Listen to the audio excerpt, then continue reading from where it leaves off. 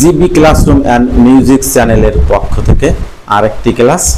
আজকের আমাদের এই পর্বে মানবদেহের রোগ ও রোগ সৃষ্টিকারী জীবাণু এই পর্বের দ্বিতীয় ক্লাস, পর্ব 2। আজকের ক্লাসে আমরা আলোচনা করব ম্যালেরিয়া সম্পর্কে। ম্যালেরিয়া কি? ম্যালেরিয়া শব্দের অর্থ হলো দূষিত বায়ু। এই যে ম্যালেরিয়া, এই ম্যালেরিয়ার যে ইতিহাস সম্পর্কে একটু সংক্ষেপে আমি বলি। 1890 খ্রিস্টাব্দে এই রোগের আক্রান্ত রোগীর দেহ থেকে বিজ্ঞানী ডক্টর ল্যাবেরান সর্বপ্রথম এই পরজীবী আদ্য প্রাণীর যে তার উপস্থিতি লক্ষ্য করেন বা সন্ধান পান। বিজ্ঞানী ডক্টর ল্যাবেরান সর্বপ্রথম আক্রান্ত রোগীর দেহ থেকে এই আদ্য প্রাণীর উপস্থিতি লক্ষ্য করেন।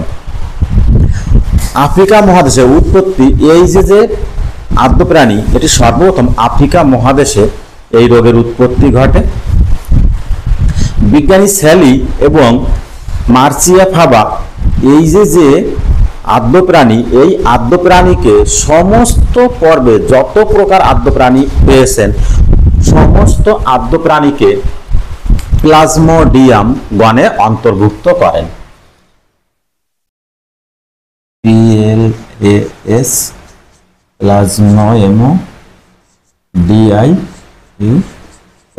প্লাজমোডিয়াম গণের অন্তর্ভুক্ত করেন। মোটামুটি আমরা দেখতে পাই 4 প্রকার এই আদ্য প্রাণী আমরা লক্ষ্য করতে পারি। প্লাজমোডিয়াম ভাইভ্যাক্স,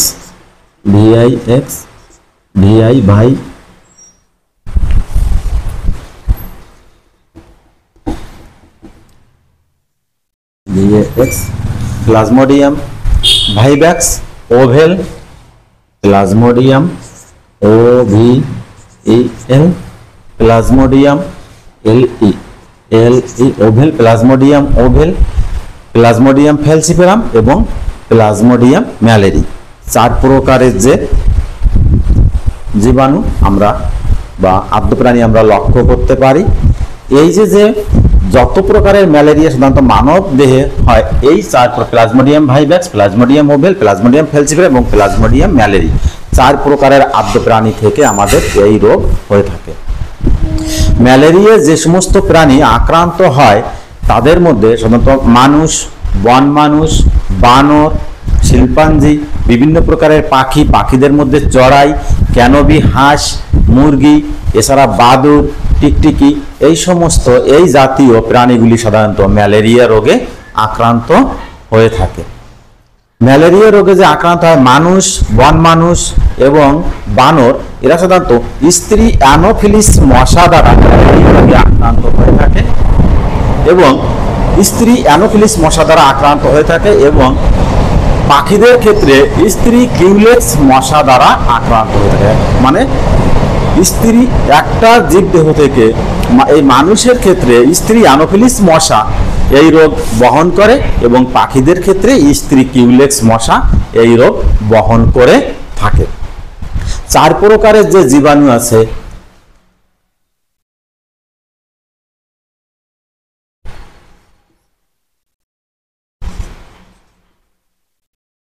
ফ্যালসিফেরাম এবং ম্যালেরিয়া,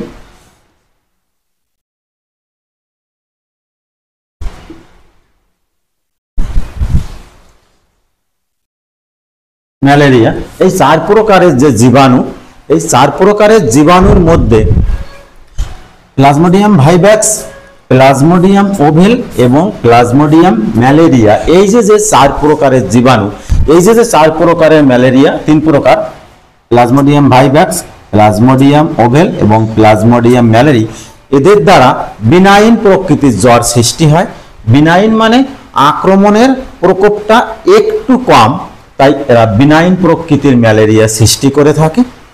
এবং প্লাজমোডিয়াম ফ্যালসিফেরাম এ সাধারণত ম্যালিগন্যান্ট প্রজাতি। প্লাজমোডিয়াম ফ্যালসিফেরাম যে প্রজাতি, এটা ম্যালিগন্যান্ট প্রজাতির জ্বর সৃষ্টি করে থাকে।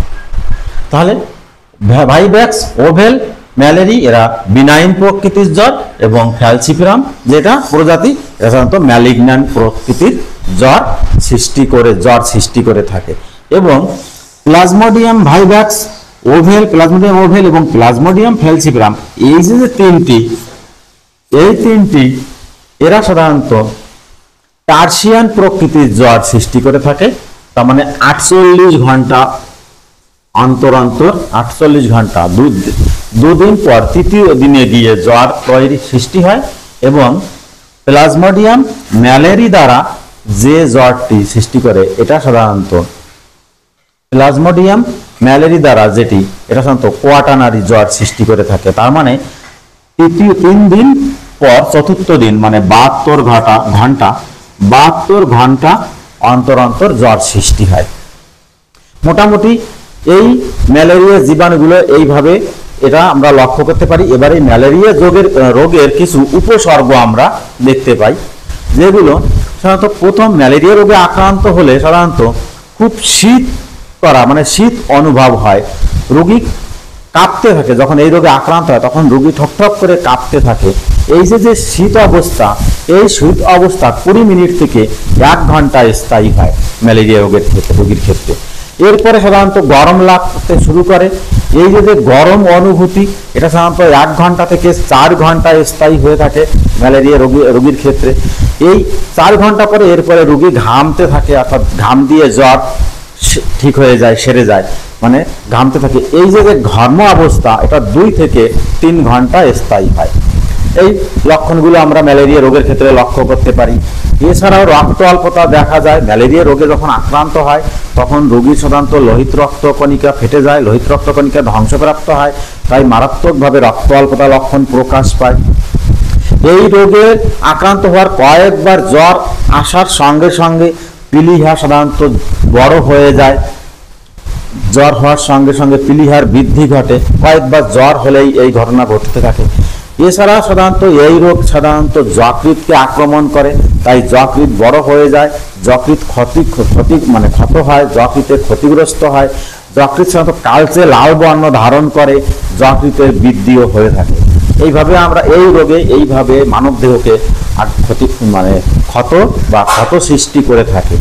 এইভাবে কিছু যদি উপযুক্ত ব্যবস্থা না নেওয়া হয় ধীরে ধীরে রোগী মৃত্যুর মুখে ঢলে পড়ে। মোটামুটি ম্যালেরিয়া রোগের কিছু বৈশিষ্ট্য এবং লক্ষণ এবং জীবাণু সম্পর্কে আলোচনা করা হলো এই ভিডিওতে। এবার এই রোগের যে সংক্রমণের পদ্ধতি সংক্ষেপে একটুখানি আমরা বলি, অনেক ডিটেলস আছে আমাদের এই ভিডিওতে, আমরা ডিটেলস আলোচনা করছি না, ভিডিও বড় হয়ে যাবে। সংক্ষেপে একটু আলোচনা করি।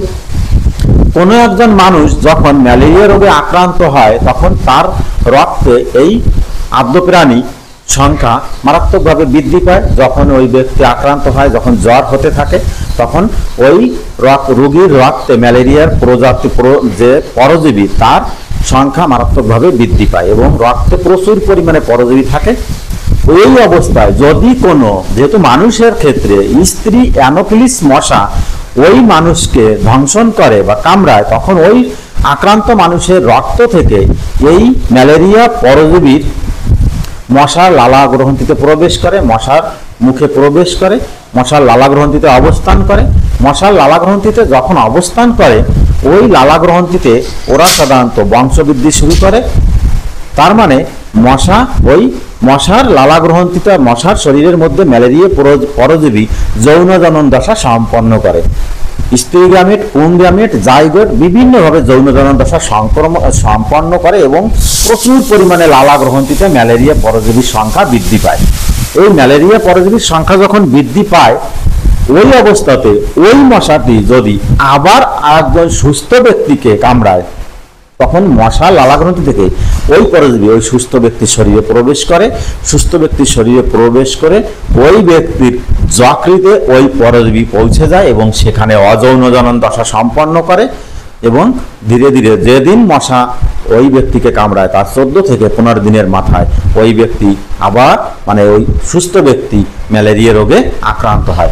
তার মানে আমরা দেখতে পাচ্ছি ম্যালেরিয়া পরজীবী দুটি দশা সম্পন্ন করে, একটা অযৌন জনন দশা যেটা মেরুদণ্ডী প্রাণীতে, আর একটা যৌন জনন দশা যেটা অমেরুদণ্ডী প্রাণীতে। মেরুদণ্ডী প্রাণী যেমন মানুষ, বাদর, হনুমান, শিল্পাঞ্জি বিভিন্ন, এবং অযৌনজনন দশাটি সাধারণত মশার ক্ষেত্রে, এবং একজন আক্রান্ত ব্যক্তি থেকে পরজীবীটাকে বা রোগটাকে আরেকজন সুস্থ মানুষের ব্যক্তির শরীরে পৌঁছে দিচ্ছে মশা। তার মানে মশাই সাধারণত সংক্রমণ ঘটাচ্ছে।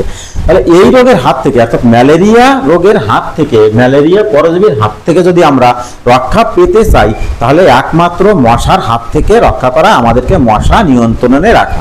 তাহলে মশা নিয়ন্ত্রণে রাখতে গেলে, মশা সাধারণত জমা জলে ডিম পাড়ে বা বংশবৃদ্ধি করে। তাই আমাদের বাড়ির আশেপাশে কোথাও যদি ডাবের খোসা, মাটির হাঁড়ি বা প্লাস্টিকের গেলাস অনুষ্ঠানে ব্যবহার করা, কোথাও যদি জল জমে থাকে সেগুলো যাতে জল জমে না থাকে তার ব্যবস্থা করা।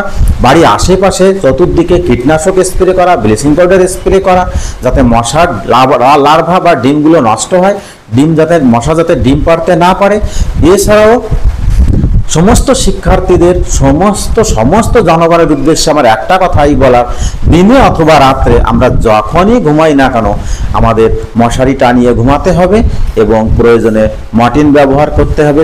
সব থেকে ভালো মশারি টানিয়ে ঘুমানো। মশার হাত থেকে নিজেকে রক্ষার মাধ্যমে আমরা ম্যালেরিয়ার হাত থেকে নিজেকে রক্ষা করতে পারি। তাই সবাই সুস্থ থেকো, সবাই নিজেকে ম্যালেরিয়ার হাত থেকে রক্ষা করো। সবার শুভকামনা, সবার সুস্থতা এবং মঙ্গল কামনায় আজকের ভিডিও এখানেই শেষ করছি।